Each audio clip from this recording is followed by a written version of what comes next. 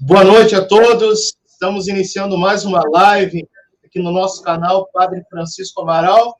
E hoje é uma honra termos junto conosco ele que dispensa apresentações, o grande professor Felipe Aquino. Eu tenho já a alegria de ser meu amigo de anos. Sabe, gente, há 15 anos atrás, quando haviam os pioneiros da internet católica no Brasil, a gente estava no meio daquele povo, né, professor? Então, ele já tinha um apostolado pelo site da Editora Cleofas, eu tinha um apostolado, um site de formação católica chamado Reino da Virgem Mãe de Deus, e havia muitos sites naquela época que estavam começando esse apostolado de internet, o Veritatis Splendor, o Salve a Liturgia, e aí a gente tinha um grupo de discussão de cerca de 400 lideranças católicas do Brasil, chamado Cultura Católica. Foi lá que a gente se conheceu. Eu tive já no programa do professor Felipe, Escola da Fé, antes de entrar no seminário. Eu tive também a alegria e a honra do professor Felipe, quem escreveu a apresentação do meu livro, Sou Todo Teu Maria, uma geração consagrada à Imaculada. Quem quiser adquirir, inclusive, o link está aqui embaixo, viu? Ou então você vai no loja.cançãonova.com. Aliás, o livro fala sobre a consagração total a Jesus por meio da Virgem Maria, e o professor Felipe Aquino também fez essa consagração pelo Tratado da Verdadeira Devoção. É isso, professor. Boa noite. Boa noite, Padre Francisco. Uma alegria a gente se reencontrar aí pela internet. A gente se encontra aí de vez em quando por esse mundo de Deus, né? E é uma alegria mesmo, porque eu o conheci ainda antes até de ser seminarista, né? Depois, isso. Eu estava namorando quando o senhor me conheceu. É mesmo? Aí saiu lá do Rio Grande do Sul, foi para Cuiabá, atravessou o Brasil inteiro, né?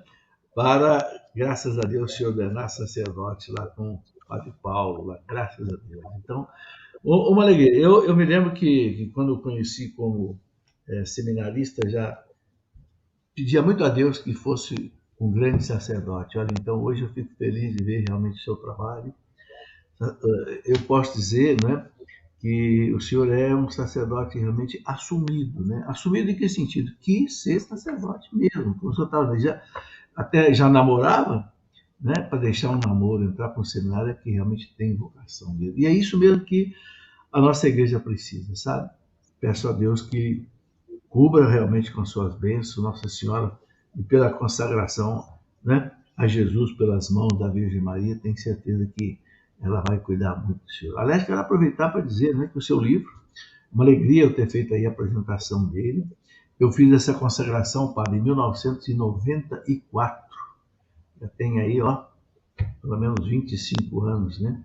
E eu posso dizer que foi algo que mudou a minha vida, viu? Mudou a minha vida. Eu me lembro que logo que eu fiz essa consagração, eu, sem querer, entrei na livraria em Aparecida, vi o livrinho lá, né? Aliás, é esse livrinho aqui, que eu ainda tenho ele aqui comigo, pequenininho, né? Tamanho assim de bolso, né? E li, fiquei impressionado, fiz a consagração, e aí eu escrevi aquele livro, né? A Mulher do Apocalipse, em 95.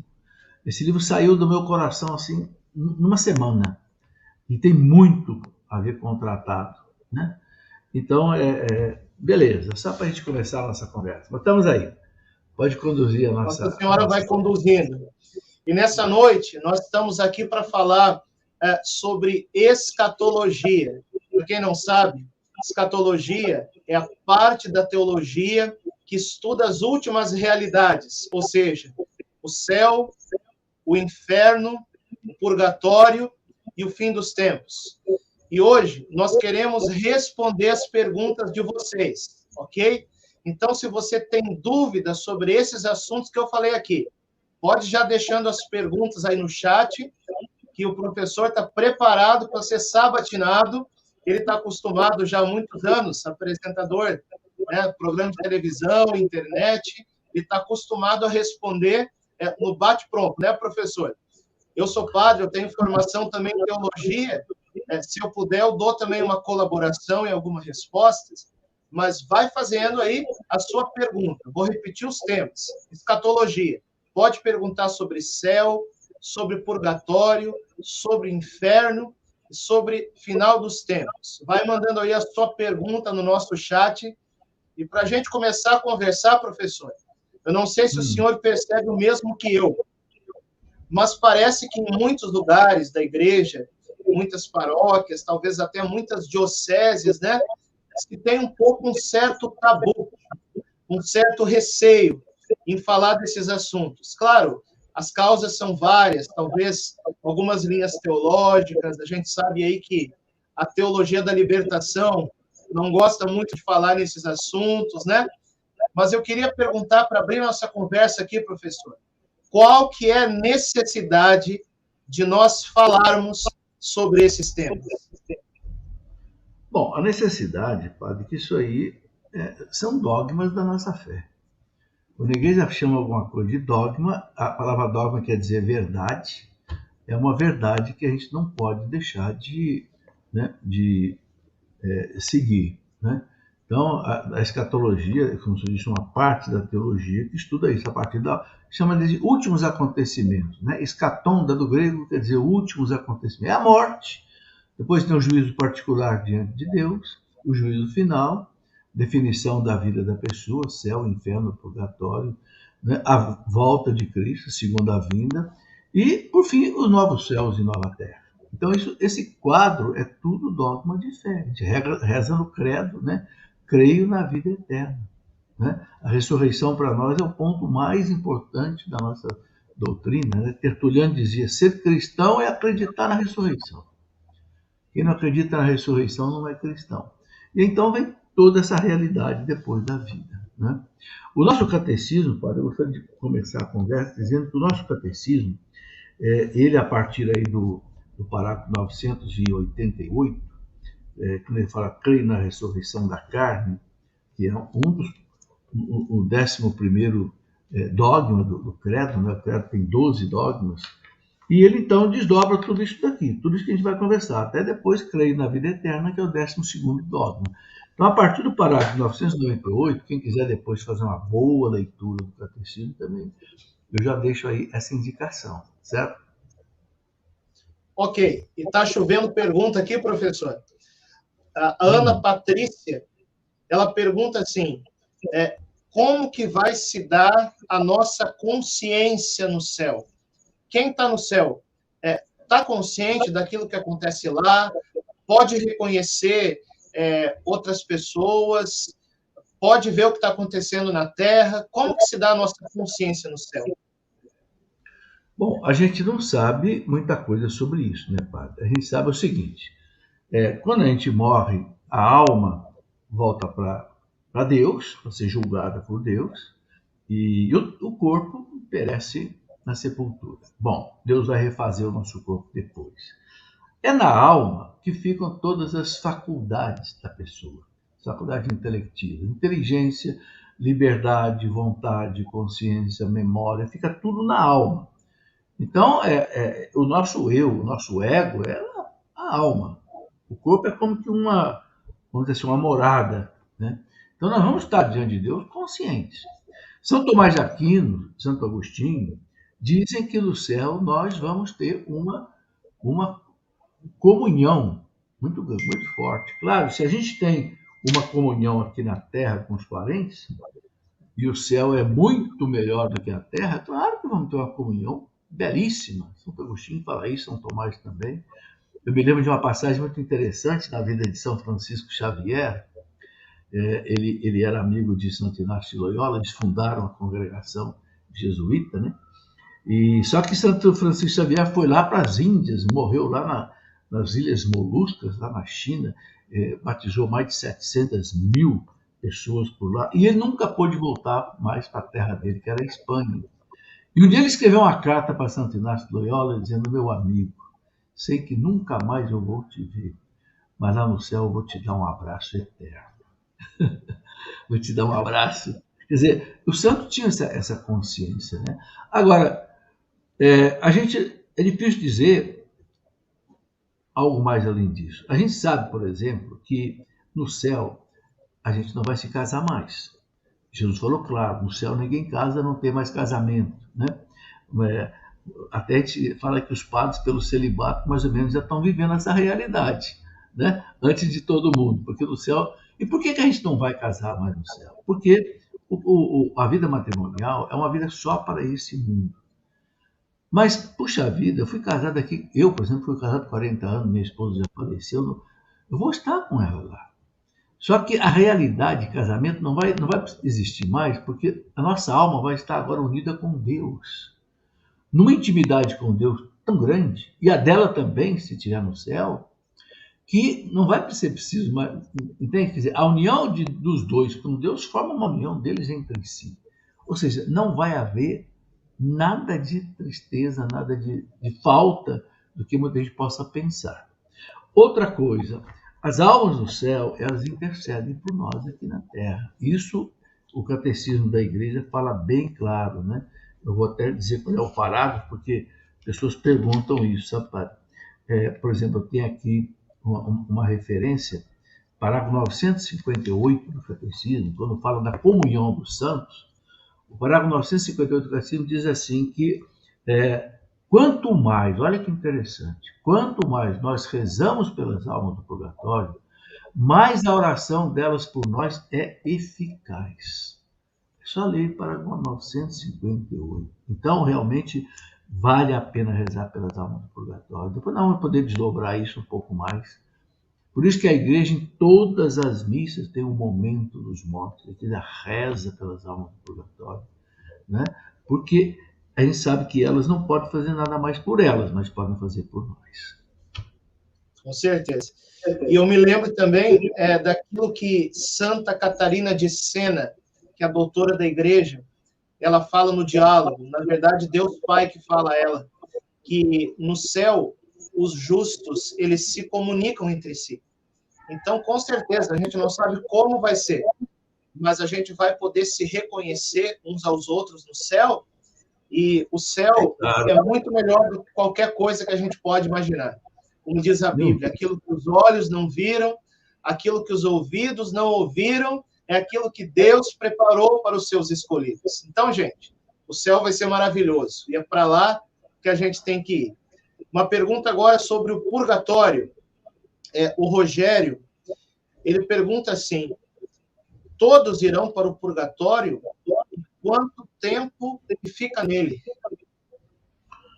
Olha, para a gente falar do purgatório é algo bastante extenso. Eu vou até, padre, começar a mostrar de vez em quando algum livro que eu tenho sobre esses assuntos. Eu escrevi 4 livros sobre isso. Eu tenho aqui 4 livros sobre esses assuntos. Um deles é o purgatório que eu escrevi.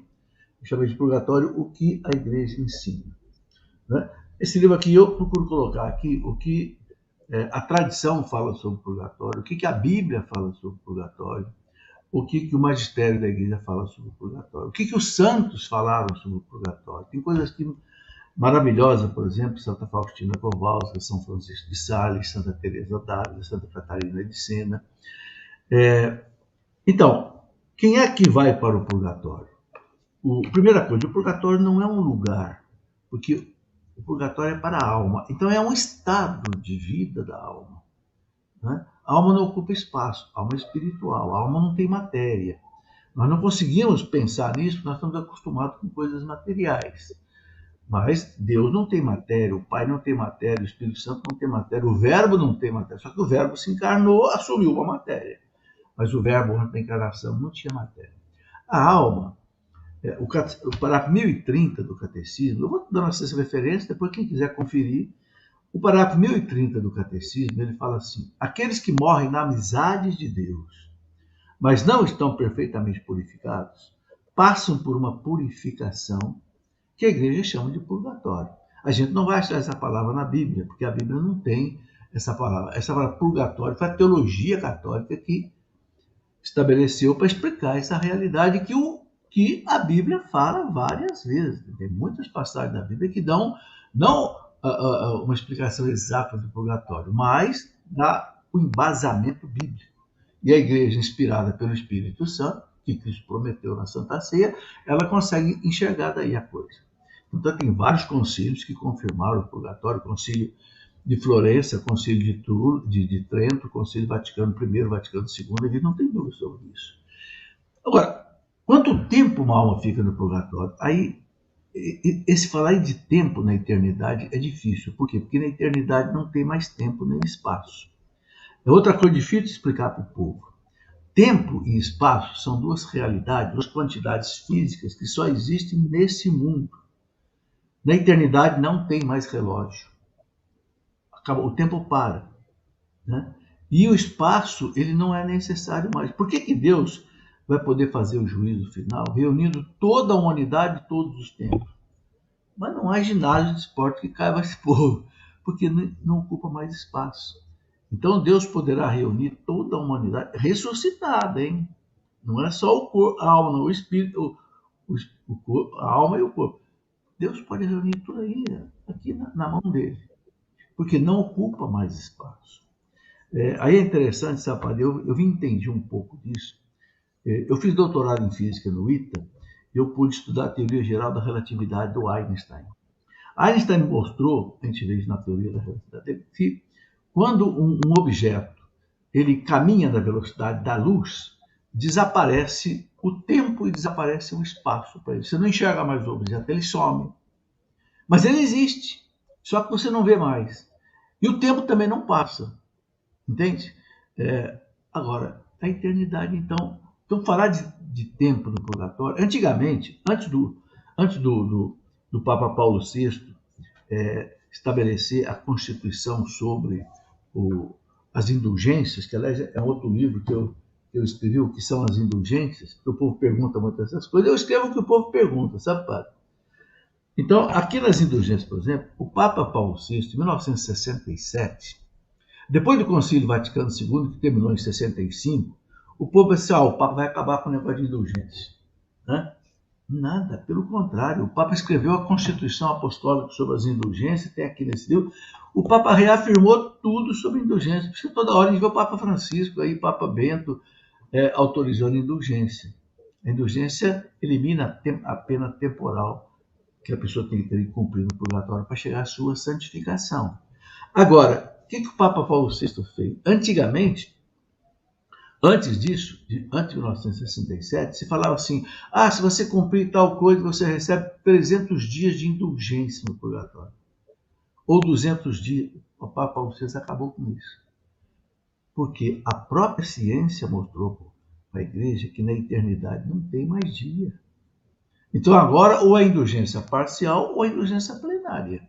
Ou a alma recebe uma indulgência que elimina parte da pena temporal que ela teria cumprido no purgatório, ou então ela fica liberada do purgatório se ela conseguir uma indulgência plenária. Entende? Depois a gente pode até falar nisso, se for o caso, como conseguir uma indulgência plenária. Mas não fala mais de dia.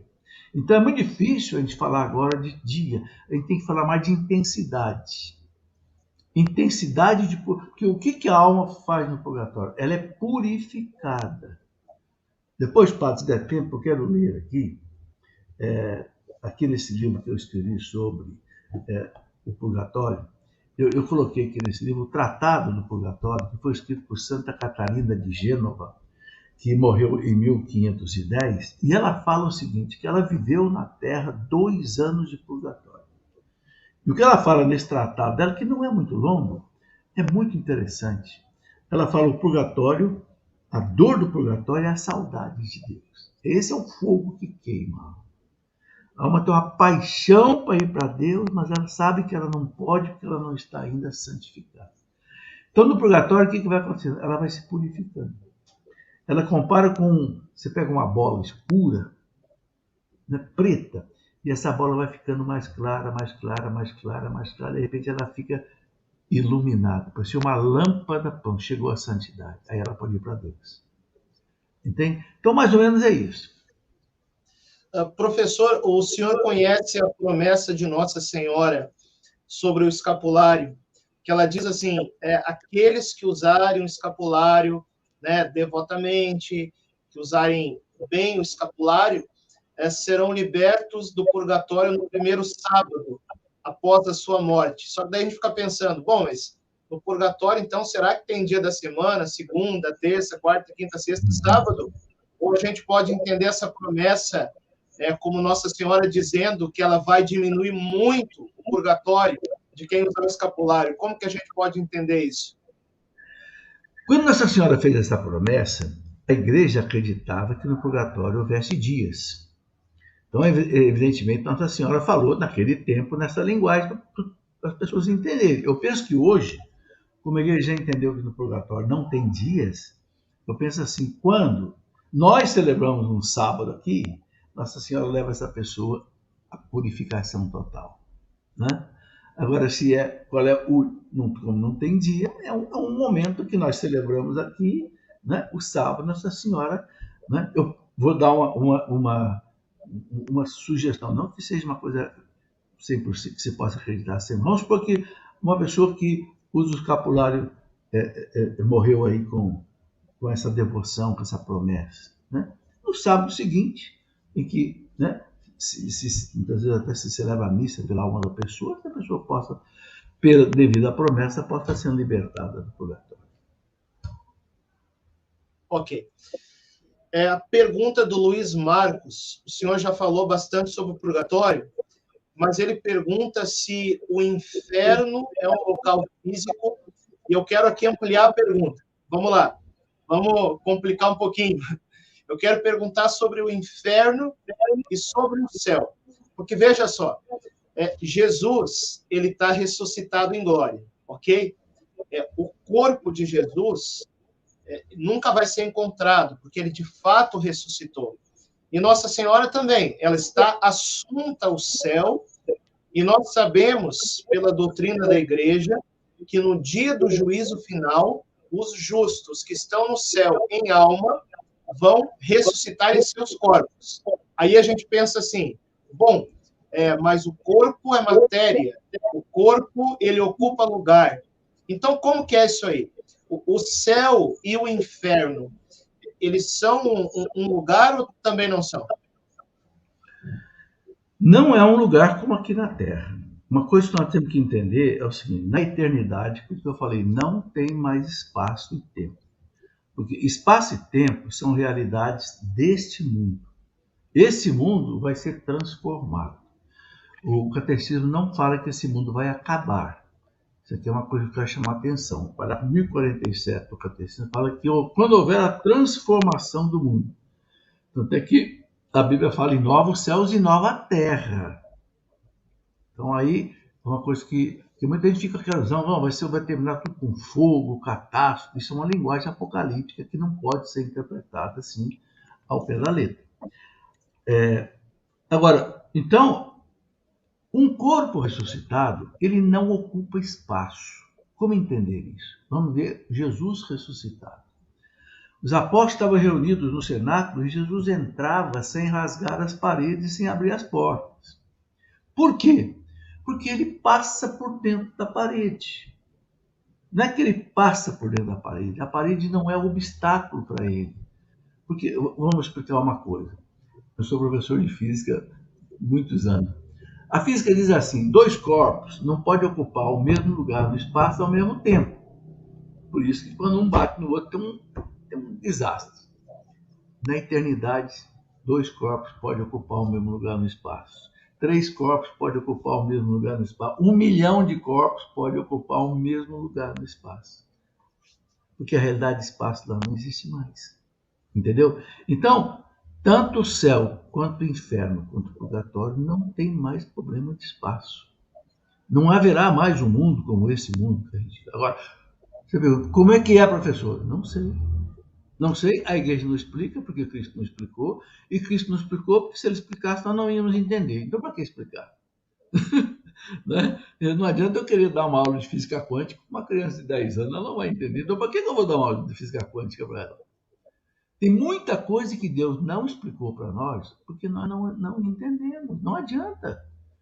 Entendeu? Se eu quiser aqui dar uma aula para vocês de física nuclear, quem é que vai entender? Só se houver algum físico informado nisso. O resto não vai. Então, entende? Essa é a dificuldade. Nós ultrapassamos agora a marca de 500 pessoas nos acompanhando ao vivo. Eu quero convidar vocês que já seguem o professor Felipe Aquino nas mídias sociais. Segue também aqui o nosso canal Padre Francisco Amaral. Só se inscrever. Tem vídeo toda semana, homilia, live, formação católica. Aqui a gente fala sobre o fim dos tempos, sobre a consagração à Virgem Maria, sobre as aparições marianas. Segue a gente, só clicar aqui embaixo e inscrever-se. Vocês já seguem o padre, ou melhor, o professor Felipe Aquino, segue também o padre Francisco Amaral.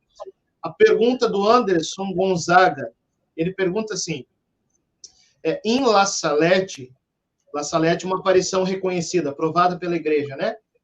Ele diz assim, Nossa Senhora diz que Satanás foi solto do inferno em 1864.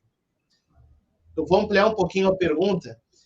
Tem profecias parecidas também na Beata Catarina Emmerich, a mística que inspirou o filme do Mel Gibson, né? A Paixão de Cristo. Foi revelado para ela que cerca de 60 anos antes do ano 2000, o demônio seria liberado. Tem aquela visão do Papa Leão XIII, de que durante um século o demônio provaria a igreja. E aí a pergunta é assim, os demônios, eles vêm para a Terra e voltam para o inferno continuamente? Como que é isso aí? Olha, padre, isso é difícil de explicar. Como eu digo, o demônio é um anjo. O anjo não tem corpo, né? Então, a permissão dele deixar o inferno e vir nos tentar, nós somos tentados pelo demônio todo o tempo, né? São Pedro fala, o demônio ruge ao nosso redor, buscando a quem devorar. Então, é o seguinte, nós somos tentados a todo tempo, o demônio está na Terra a todo tempo. Eu penso que quando essas revelações falam do demônio solto, eu penso que uma coisa que a igreja ensina, o demônio ele não faz mais do que aquilo que Deus permite. Então, assim que a história do Jó, ele foi pedir permissão para Deus para tentar o Jó. E só tentou o Jó na medida que Deus autorizou. Então, o demônio tenta, São Paulo fala, Deus é fiel. Né? 1 Coríntios 10, acho que 31 ou 13, Deus é fiel, Ele não permite que nós sejamos tentados além das nossas forças, e com a tentação Ele nos dá a graça para que a gente resista e saia da tentação. Então é o seguinte, eu penso que Deus pode liberar mais ou menos a ação do demônio conforme a nossa atuação aqui na Terra.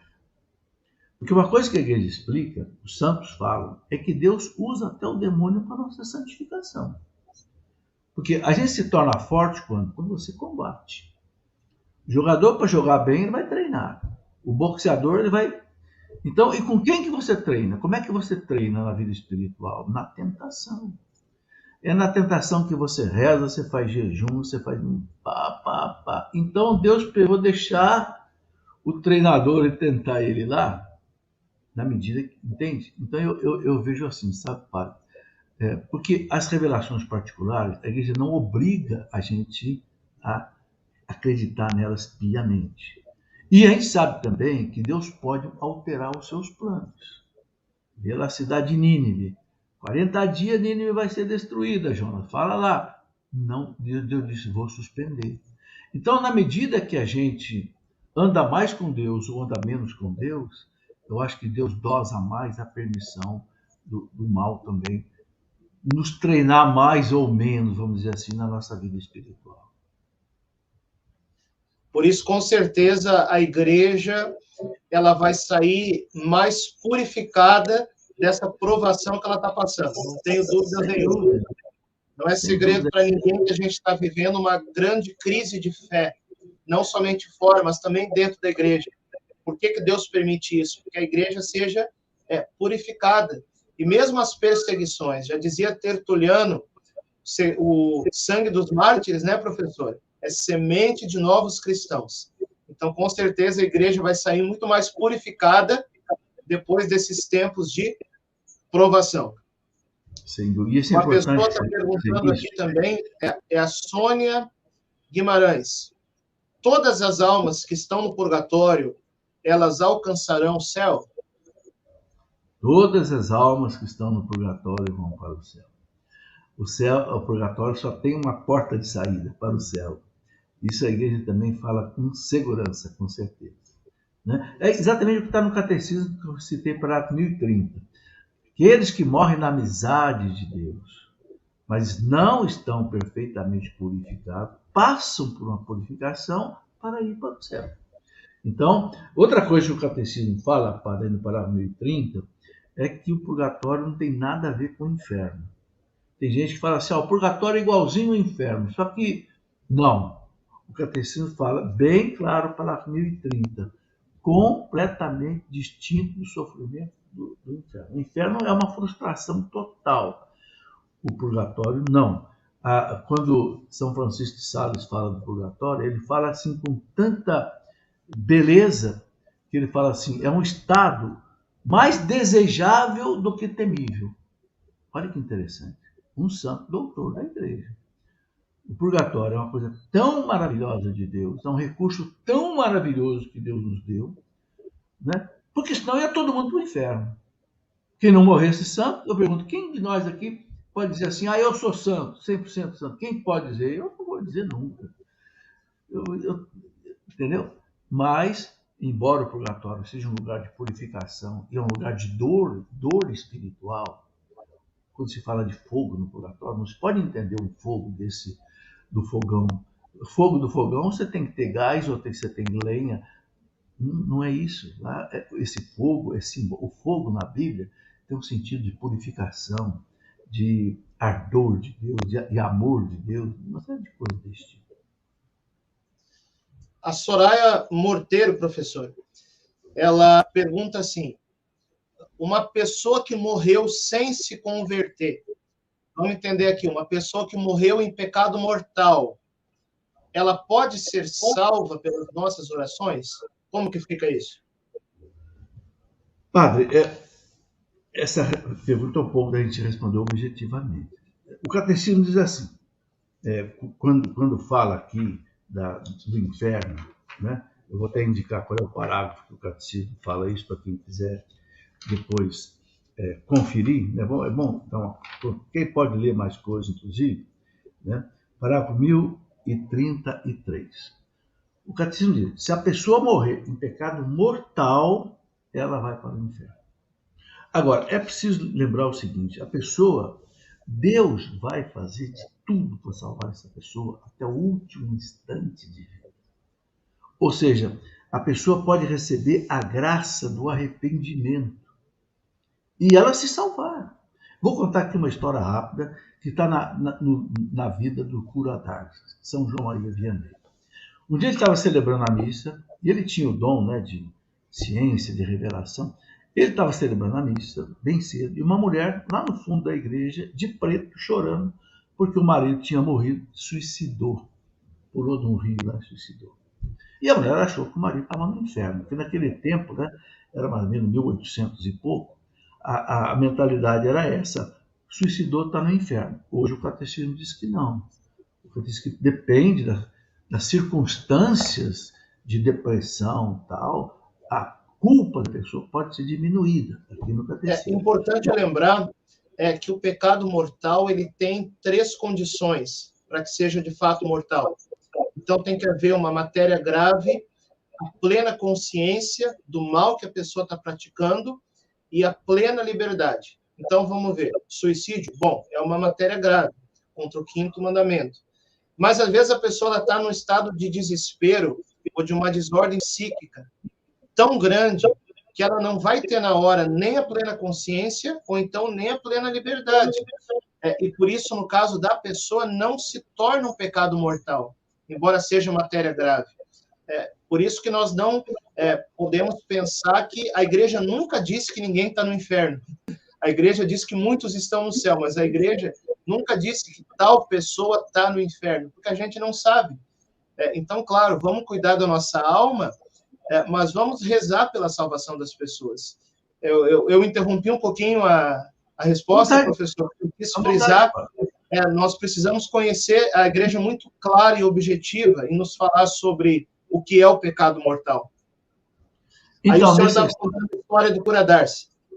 Então, aí, quando acabou a missa, o cura d'Ars foi lá conversar com ela. E disse para ela assim, pode parar de chorar. Teu marido não está no inferno, ele está no purgatório. Pode rezar por ele. Mas como, padre? Ele suicidou. Naquele tempo, suicídio sinônimo de inferno. O padre disse não. Agora, olha que interessante, padre, o que o coronél falou para ela. Você se lembra que no mês de maio você fazia um oratório lá no seu quarto e rezava para Nossa Senhora? Lembra que ele rezava com você? Lembra? Portanto, Nossa Senhora conseguiu a graça do arrependimento dele no último instante de vida e ele se salvou. Está na biografia do coronél. Quer dizer, por isso que a gente não pode dizer fulano está no inferno. É o que você falou, a igreja nunca disse o nome de um condenado. Não quer dizer que o inferno esteja vazio. Também não é isso. Mas a igreja sabe que Deus vai fazer de tudo, e Nossa Senhora mais ainda, para salvar as pessoas. Agora, a pessoa tem que querer. Porque o catecismo, quando ele fala do inferno aqui, padre, ele fala uma coisa interessante. Até vou ler aqui, ó. É o parágrafo 1033. Ele fala assim: é esse estado de autoexclusão definitiva da comunhão com Deus e com os bem-aventurados que se designa com a palavra inferno. Então, eu acho interessante que ele fala desse estado de autoexclusão. A pessoa não quer mesmo, está no pecado, não quer mudar, e não adianta Deus oferecer graça, ele não quer dar. Aí, paciência, né? Eu falava na homilia hoje à noite, assim, bom, se uma pessoa que está no inferno, ela se arrependesse, pedisse perdão, será que Deus perdoava? Bom, é claro que ele perdoava, mas o problema é o seguinte: quem está no inferno está num estado de tal fechamento para a graça de Deus que essa pessoa não se arrepende mais, essa pessoa não pede perdão.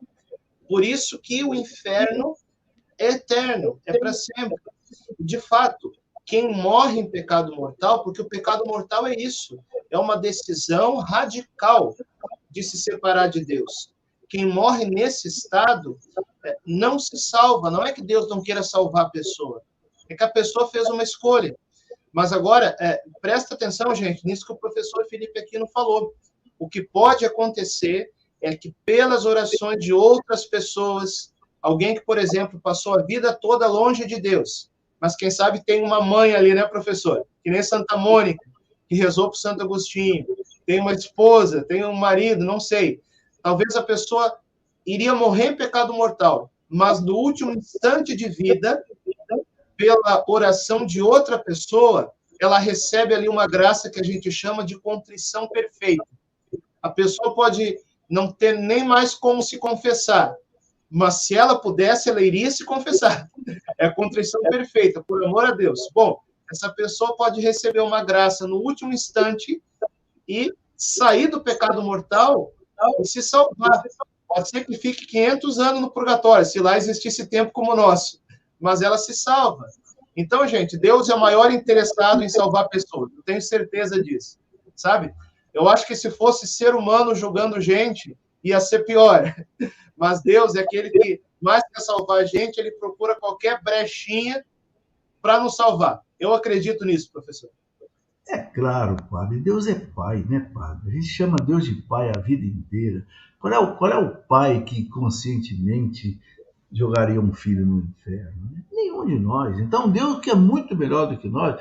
Então, a gente pode ter certeza de uma coisa, sabe, padre? Nós não entendemos direito essa realidade de inferno, porque são coisas transcendentes sobre nós. Uma coisa nós temos certeza: é a plena justiça divina.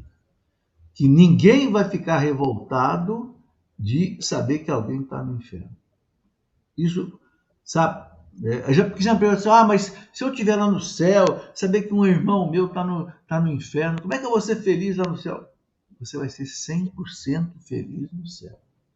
Você vai entender perfeitamente a justiça divina e ninguém vai ficar sofrendo no céu por nada, não. Se houver sofrimento no céu, não seria céu. Aqui, padre, eu queria só pegar um gancho do que o senhor falou e lembrar o seguinte. Aí isso vai valorizar muito a segunda parte da Ave Maria, quando a gente reza Santa Maria, Mãe de Deus, rogai por nós pecadores, agora, nesse momento, e na hora da nossa morte. Sabe, rogar muito a Nossa Senhora que na hora da nossa morte esteja ali, ó, intercedendo por nós. Veja a importância. E outra coisa, ela é Mãe de Deus. A gente fala Santa Maria, Mãe de... O que a Mãe de Deus não pode? São Bernardo dizia que pode tudo. Não pela pela natureza, mas pela graça. Onipotência suplicante. Então, isso estimula a gente a rezar as Ave Marias bem rezadas, especialmente, né, no Santo Terço. Inclusive, professor, eu acredito que a gente possa, inclusive, explicar a existência do inferno pela via do amor. Já explico como. O que é o amor de verdade de alguém que ama? Aquele que ama de verdade não quer sugar o outro, né? Não quer sufocar o outro, mas deixa o outro livre. Querer sugar o outro e sufocar a qualquer custo não é amor verdadeiro, é carência afetiva. E Deus não é, professor, um carentão. Ele é um pai que ama. Então, Deus nos ama a tal ponto que ele nos deixa livres. Inclusive, nos deixa livres se a gente escolhe se separar dele. Isso é o inferno. Então, o inferno pode ser explicado, inclusive, pela grandeza do amor de Deus. O amor, de fato, o amor verdadeiro não quer obrigar o outro, ele faz do outro responsável. Então, Deus nos ama tanto que ele respeita a nossa liberdade. Uhum. Beleza. Nós temos aqui mais perguntas sobre o nosso tema. Vamos lá. A Belinete, ela pergunta assim: Deus permite que uma pessoa que já morreu... Aqui eu quero ampliar a pergunta. Pensa aí nas aparições marianas, ou mesmo na aparição de algum santo, num caso extraordinário, né? Deus permite que uma pessoa que já morreu volte para falar conosco, que estamos vivos? Olha, a igreja diz o seguinte, que raramente Deus pode permitir a aparição de uma alma do purgatório. Isso há relato de santos, né, que narraram isso, e a igreja acredita que raramente, Deus permite que uma alma possa aparecer. Aparecer para quê? Primeiro, para provar para a gente que existe a eternidade, que muita gente não acredita. Segundo, ela pode aparecer para pedir orações. Tem famosas 30 missas lá dos gregorianos, né? Lá dos beneditinos. Essa história foi muito interessante, né? Foi um monge beneditino que morreu e encontraram na gaveta dele algumas moedas de ouro. Isso era proibido pelos beneditinos, ter alguma posse. Bom, e aí começaram a rezar pela alma dele. A alma dele apareceu para um outro monge e pediu que rezassem 30 missas por ele, para que eles deixassem o purgatório, né? Por causa daquilo. Rezaram 30 missas por ele, depois ele apareceu que tinha deixado o purgatório. Então, a igreja reconhece. Tem até em Roma, no Museu das Almas, uma série de coisas. Agora, é coisa rara, não é toda hora. Não é porque eu sonho com uma pessoa que a alma apareceu para mim. Não, às vezes é coisa da nossa cabeça só, né? Agora, uma coisa que nós não podemos fazer é fazer evocação das almas. Ou seja, eu vou chamar uma alma aqui para vir trazer uma notícia para mim. Isso a igreja proíbe, né? É uma prática espírita que a igreja católica não autoriza a gente fazer. A Soraya Morteiro, ela está perguntando assim: será que o inferno é do jeito que aparece nos filmes? Quente e o capeta com espeto? Veja, não é assim. Eu gosto muito eu fiz teologia quando eu Estevão Bittencourt, tenho todas as revistas dele, quase 600 números, e acompanhei Dom Estevão durante uns 40 anos. Dom Estevão dizia, não é, Deus para mostrar uma realidade para nós somos humanos, materiais, Deus tem que criar uma imagem. Então a imagem que aparece ali, de fogo, né, inclusive na Idade Média os pintores refletiam tudo isso nos quadros, é uma maneira para mostrar o quê? No fundo, o que é o inferno? A frustração absoluta. A pessoa perdeu tudo. Porque nós somos criados por Deus e para Deus. A nossa felicidade é Deus. Perdendo Deus, você perdeu tudo. Então, é uma dor imensa. Então, essa dor é retratada nessas imagens, né? Veja, eu volto aqui, por que os santos falam do purgatório? Qual é a dor tremenda da alma do purgatório? É saudade de Deus. Uma coisa que os santos explicam é o seguinte: quando a alma deixa o corpo, na morte, a morte é isso, né? A alma passa a ter uma saudade desesperada de Deus. Um amor, assim como dois jovens apaixonados, onde um fica longe do outro e a saudade é mortal, quer voltar, entende? E só que isso você eleva isso a uma intensidade muito maior, porque está se tratando de Deus, do amor de Deus, né? Então é uma dor que no purgatório é uma dor que purifica, que santifica. Agora no inferno, infelizmente, é uma dor de Uma coisa transformação. interessante, professor, é que Santa Catarina de Sena, no livro Diálogo, Deus Pai fala para ela assim, que a maior dor do inferno é a separação de Deus, ou seja, a Exatamente. maior dor não é uma dor física, é a separação de Deus, e as almas que estão no inferno, de Santa Catarina de Sena, elas sentem remorso, mas não sentem arrependimento, porque o Exatamente. remorso é diferente. O que é o remorso? O remorso é a pessoa ficar remoendo, não sai do lugar, ficar se culpando, mas ela não dá o passo de se arrepender, né? A gente não consegue entender direito. Por isso que a gente não deve ficar assim angustiado. Deus sabe o que é, né? Isso para nós é suficiente. A Ana Carolina Vieira, ela pergunta assim, o senhor responde com a sua opinião, depois eu respondo com a minha, tá? Vamos lá. Vocês acreditam que o Papa Bento é a barreira que tem freado os últimos acontecimentos? Não, o Papa Bento exerceu o pontificado dele de maneira maravilhosa. Ele, né, a gente viu que o Papa João Paulo II ele foi assim um freio contra o comunismo, né? Pelas mãos de Nossa Senhora, derrubou o muro de Berlim, derrubou o comunismo.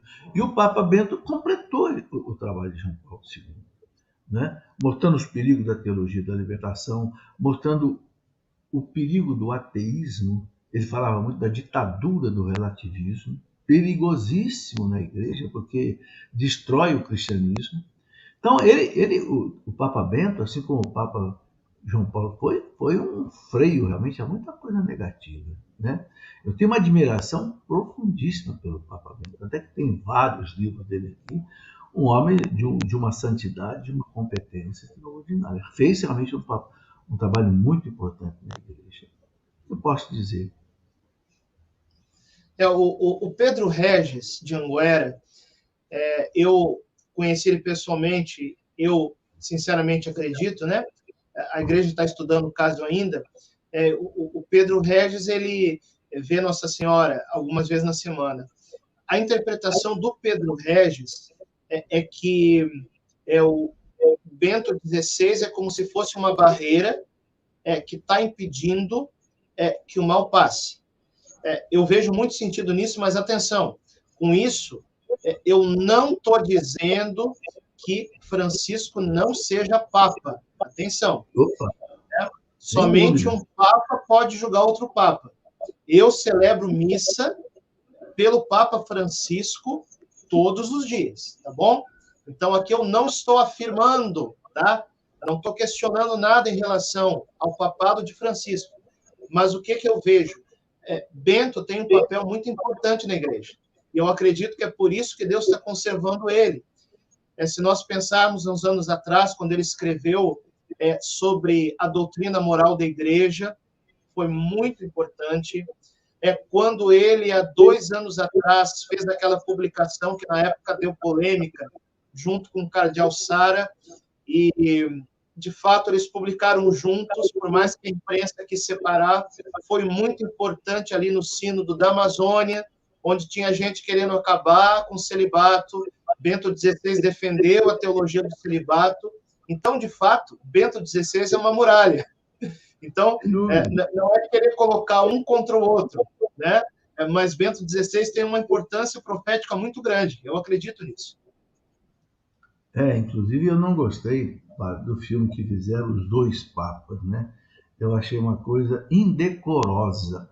Quiseram jogar um contra o outro. Os dois são amigos, os dois se encontram, os dois conversam, né? Não tem nada de rivalidade. Aquilo que apareceu naquele filme, professor, Quem conhece um pouquinho da personalidade do Papa Bento XVI, nosso Papa Emérito, não tem nada a ver com aquilo.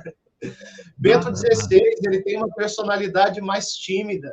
Ele não queria ser Papa. Ali no filme, estava mostrando ele fazendo campanha publicitária para se eleger Papa. Então, assim, o filme realmente... O filme foi uma obra que quis atacar a pessoa do Papa Bento. Ficou muito claro isso para mim, né? Um filme feito maldosamente para ganhar dinheiro, porque as pessoas sabem que mexer com a igreja dá ibope, dá dinheiro, porque a igreja é importante. Como diz o povo, ninguém chuta cachorro morto. A igreja é muito viva. Por isso que vale a pena atacar a igreja, porque atacar a igreja dá dinheiro. E tem muito católico...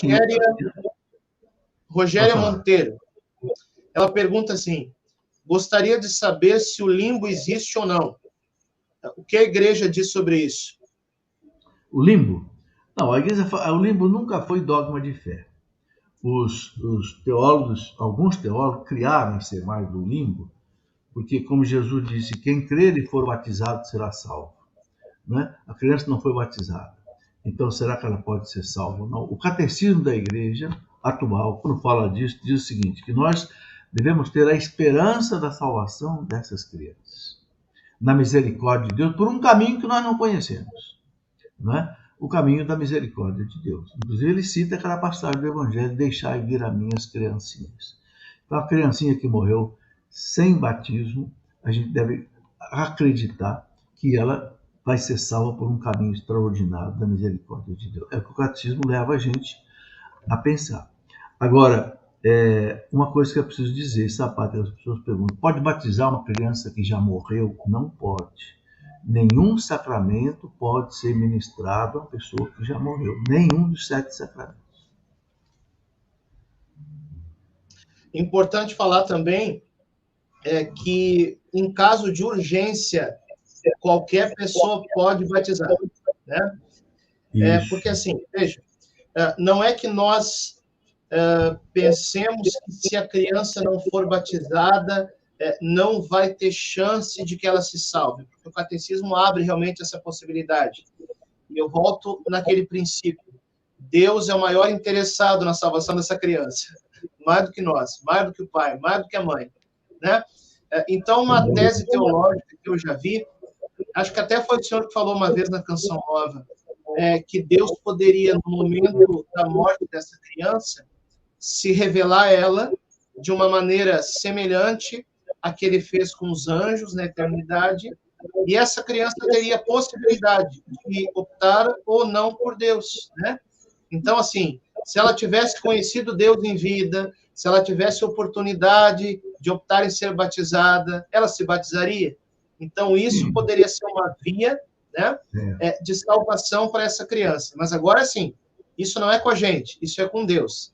Da nossa parte, a igreja faz o máximo, né, para que as crianças sejam batizadas. Então, presta atenção nisso que eu vou falar agora. Porque eu já passei por situações assim, de ter pais ou familiares com uma criança que nasceu há pouco tempo, não foi batizada e está em estado grave numa UTI.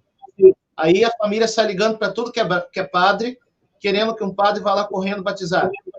Né? Daí eu digo assim, olha, eu vou ensinar vocês a batizar, alguém aí pode batizar, uma enfermeira pode batizar, vocês podem colocar água, pode ser até no algodão, né?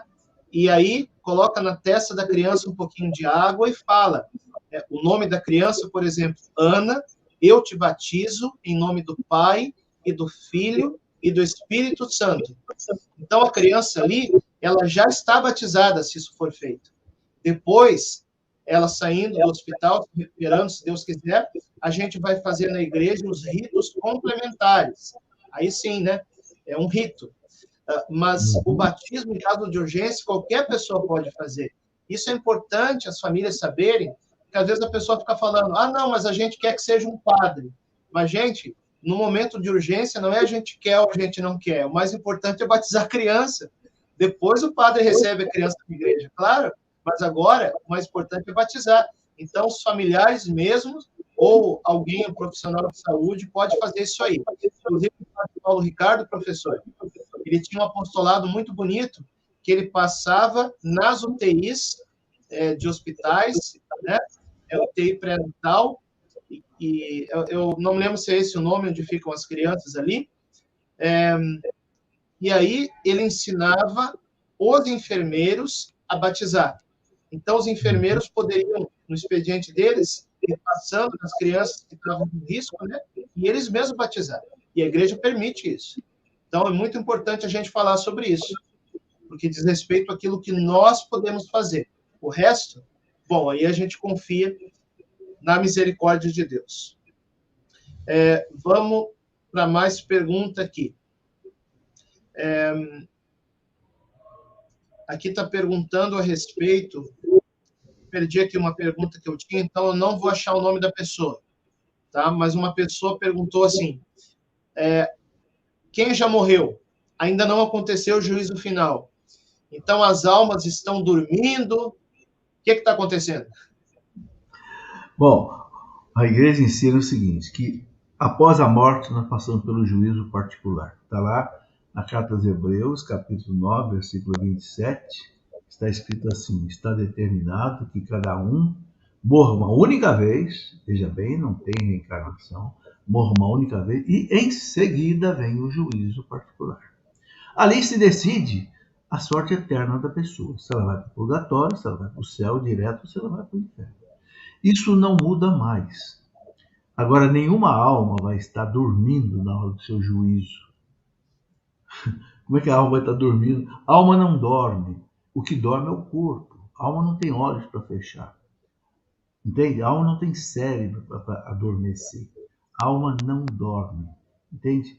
Não existe esse negócio, infelizmente, nossos irmãos protestantes acreditam que todo mundo que morreu está dormindo e só vai acordar quando Cristo voltar. A Igreja Católica, não. Eles acreditam que os que já estão no céu com a plenitude da sua alma, eu já falei, quando estão as suas faculdades intelectivas, né? E a mesma coisa quem está no purgatório e quem está no inferno, certo? Se a alma estivesse dormindo, não existiria nem céu, nem inferno, nem purgatório depois do juízo particular. O Tyron José está perguntando, é verdade que existe uma profecia que diz que o Papa Francisco é o último Papa bom e que o próximo será nomeado e não eleito pelo Espírito Santo? Olha, diz que tem uma profecia dessa de São Zacarias, lá não sei de quanto, mas Dom Estevam Bittencourt, quando analisava isso, dizia que isso aí não tem nenhuma comprovação. E outra coisa, gente, quando a igreja oficialmente não confirma essas coisas, nós não podemos acreditar. Eu fico de olho no Papa, sigo o que o Vaticano diz. Claro que uma coisa seríssima dessa, o Vaticano se pronunciaria, né? Não tem nenhuma comprovação disso, né? A profecia aquela de São Malaquias, ela é bastante contestada por alguns historiadores. Pela contagem da profecia, o Papa Francisco seria o último que apareceria, né? Também tem uma contagem que Nossa Senhora falou em Garabandal para Conchita, mas veja, e isso os estudiosos de Garabandal falam. Quando Nossa Senhora fala do fim de um tempo e do triunfo do coração imaculado dela, ela não está falando do fim do mundo, do juízo final. Então, a contagem dos papas, estou pegando aqui o exemplo de Garabandal, que mais ou menos fecha com São Malaquias, embora São Malaquias seja muito contestado por historiadores. Não quer dizer que a partir dali não vai haver mais papas, até porque nós acreditamos que vai acontecer aquilo que Nossa Senhora falou em Fátima. O meu coração imaculado triunfará, será concedido ao mundo um tempo de paz. Isso não quer dizer que não vai ter mais igreja, não vai ter mais papa, não vai ter sacramento, entendeu? É um novo tempo. Então, eu penso que a gente precisa também cuidar um pouco com essas contagens, porque às vezes não é exatamente o que se interpreta, né? Uma coisa é aquilo que o místico fala, outra coisa é aquilo que o povo interpreta. Por isso tem que ter cuidado com as interpretações proféticas. Isso é uma coisa muito importante, padre. Eu me lembro que quando o Papa João Paulo II mandou revelar o terceiro segredo de Fátima, o cardeal Ratzinger, que recebeu essa incumbência, foi conversar com a irmã Lúcia. Ele mostrou para ela a explicação que ele fez. E ela disse, é isso mesmo. A mim, como receber as mensagens, a igreja cabe interpretar. Então, aí, quer dizer, o vidente ele recebe as imagens, às vezes meio de modo figurativo, às vezes como foi o terceiro segredo de Fátima. Mas a igreja, aí ela coloca a coisa objetivamente. Por isso que eu falo, aí tem que ficar de olho na igreja. Inclusive, professor, sobre o terceiro segredo de Fátima, o Papa Bento XVI, quando ele esteve em Fátima, no dia 13 de maio de 2010, ele falou algo muito interessante. Ele disse assim, sendo que ele que escreveu aquela interpretação anos antes, né? Ele disse, o terceiro segredo de Fátima não diz respeito somente ao passado, mas diz respeito também ao presente e ao futuro. Então, existem elementos do terceiro segredo de Fátima que aconteceram, elementos que acontecem e elementos que acontecerão. Inclusive, eu acho muito forte aquela imagem da cidade destruída na visão do terceiro segredo de Fátima, que, claro, pode ser entendido também como algo material, mas o significado principal é algo espiritual. Qual que é a cidade destruída em ruínas? É a igreja passando por uma crise de fé. Então, a mensagem de Fátima, isso é muito forte, a mensagem que Nossa Senhora quis dar no terceiro segredo de Fátima é que nós possamos conservar nossa fé, mesmo que as coisas ao nosso redor estejam em ruínas. Então, talvez a gente esteja vendo muita gente morta ao nosso redor. Ali no terceiro segredo parecia muita gente morrendo. Bom, tem muita gente morta espiritualmente hoje. Tem muita gente vivendo em pecado mortal. Tem muitas realidades eclesiais que estão em ruínas, que estão destruídas, que estão em crise. Muito bem, então que nós possamos conservar nossa fé em meio a tudo isso. Essa é a mensagem do terceiro segredo de Fátima. E repito, não quer dizer que não haja também uma possibilidade de interpretar materialmente algumas coisas, é claro que há, mas o principal é essa interpretação espiritual. Por isso Nossa Senhora falou, sim, de uma crise de fé que iria acontecer, mas falou também do triunfo do coração imaculado dela, que aconteceria no final desses tempos, e de um tempo de paz que virá dali para frente. Professor, a gente está no nosso horário. O senhor faz um fechamento para nós a respeito desse assunto que a gente falou hoje? Bom, padre, esse assunto ele teria muito mais coisas para a gente conversar, né? Eu quero aproveitar aqui para dizer que nas minhas redes sociais, segunda, terça e quarta-feira à noite, durante 1 hora, de 7h30 da noite até 8, eu respondo perguntas. Chego a responder, às vezes, 200 perguntas nesses 3 dias. Então, fico aí à disposição para quem quiser perguntar mais alguma coisa. E eu quero mostrar 2 livros aqui. Escatologia, que foi escrito por Dom Henrique Soares, ele fala aí do fim do mundo, etc. Tal. E um livro que eu escrevi sobre tudo isso que a gente conversou, O Cristão Diante da Morte. Né? Aqui eu falo desde a morte, do juízo particular, do juízo final, do céu, inferno, purgatório, segunda vinda de Cristo, e ressurreição, novos céus e nova terra. Esse assunto é longo. Aqui eu coloco a documentação da igreja, dos papas, para quem queira aprofundar. Padre, muito obrigado. É uma alegria estar aqui com o senhor mais uma vez, né? Como disse, eu acompanho desde seminarista e rezo para que o senhor possa, né, continuar o seu sacerdote muito. Quero mostrar aqui, agradecer, professor, mais uma vez a sua presença, também a sua presença na minha vida, viu? Seu apostolado, desde a minha adolescência, é uma referência para mim. Quero agradecer mais uma vez aqui também o senhor ter escrito a apresentação para o meu livro, Sou Todo Teu Maria, uma geração consagrada e imaculada. Eu sempre pensei assim, bom, o livro tem que ser bem credenciado na hora que lançar. Então, convidei o professor Felipe Aquino para escrever a apresentação e o padre Paulo Ricardo para escrever o prefácio. Credenciado tá, né? Agora, a gente está aqui sempre apresentando o livro para aquelas pessoas que querem aprender a viver a sua consagração melhor a Jesus pelas mãos de Maria, ou também para aqueles que ainda não se consagraram. O Tratado da Verdadeira Devoção, ele tem uma linguagem que não é tão fácil. Foi escrito na França há 300 anos atrás. Então, quer se consagrar? Começa por aqui. Você vai entrar no loja.cançãonova.com ou então clicar no link que está aqui embaixo para adquirir o livro, tá bom?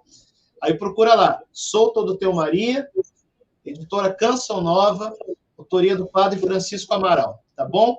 Eu quero também convidar você, dar o seu like, por favor, nesse vídeo, para que o YouTube coloque ele para cima, para que mais pessoas tenham acesso a essas informações que nós partilhamos hoje aqui. Segue a gente também aqui, ó. Eu sei que vocês já seguem o professor Felipe Aquino, segue também o Padre Francisco Amaral aqui no YouTube.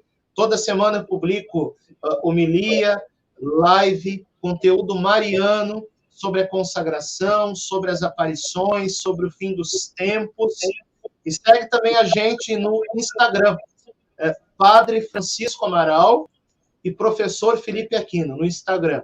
E toda semana no Instagram eu abro também caixinha de pergunta, que é uma oportunidade da gente estar trocando ideia, de vocês estarem perguntando para nós também. Tá bom?